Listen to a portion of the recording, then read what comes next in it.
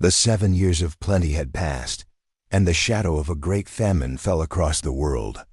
The land of Canaan, where Jacob and his sons lived, was not spared. The grain was gone, and the patriarch saw only one hope for his family's survival. He said to his sons, "I have heard that there is grain in Egypt. Go down and buy grain for us there, that we may live and not die." So 10 of Joseph's brothers went down to Egypt, but Jacob would not send Joseph's youngest brother, Benjamin, the only other son of his beloved wife Rachel, for he feared that harm might befall him, just as he believed it had befallen Joseph. In Egypt, all power to distribute the grain flowed through one man, the governor of the land. It was before this man that the 10 brothers arrived, and they bowed their faces to the ground before him. In that single moment, a dream from 20 years prior came crashing into reality. Joseph saw his brothers, and he recognized them, but they did not recognize him. The boy they had sold into slavery was now a man, dressed in the fine linen of an Egyptian lord, speaking a foreign tongue. Hiding his identity, Joseph spoke harshly to them. "You are spies," he accused. "You have come to see the nakedness of the land." They scrambled to defend themselves. "No, my lord," they insisted. "Your servants have come to buy food. We are all sons of one man. We are honest men. Your servants have never been spies." They told him of their family, of their 12th brother who was no more, and of the youngest, Benjamin, who was at home with their father. But Joseph was unmoved. This was his test. "It is as I said to you," he declared. "You are spies. By this you shall be tested.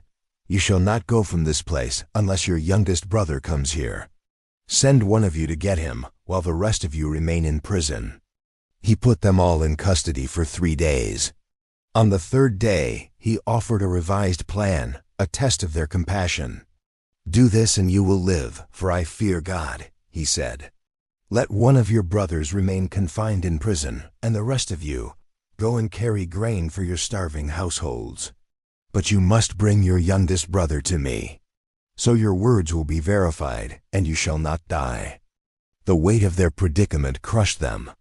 Believing the Egyptian governor could not understand their language, they spoke freely amongst themselves. "In truth," they said, "we are guilty concerning our brother. We saw the distress of his soul when he pleaded with us, yet we did not listen. That is why this distress has come upon us." Reuben, the eldest, added, "Did I not tell you not to sin against the boy? But you did not listen. So now there comes a reckoning for his blood." Standing before them, Joseph heard every word. The confession, the guilt, the regret, it was more than he could bear. He turned away from them and wept. After composing himself, he returned and had Simeon taken from them and bound before their eyes. He then commanded his servants to fill their sacks with grain, but he added a secret instruction: return every man's money to his sack. The brothers, unaware, loaded their donkeys and departed. On their journey home, one of them opened his sack to feed his donkey and found his pouch of silver. A cold fear gripped their hearts. What is this that God has done to us? They wondered. They returned to their father Jacob and told him everything: the harsh governor, the accusation of being spies, the demand to bring Benjamin back to prove their honesty. When they emptied their sacks and found every man's money, they and their father were filled with dread. Jacob's heart was broken anew. "You have bereaved me of my children," he cried. "Joseph is no more, and Simeon is no more, and now you would take Benjamin. All this has come against me." He refused their pleas. "My son shall not go down with you, for his brother is dead, and he is the only one left.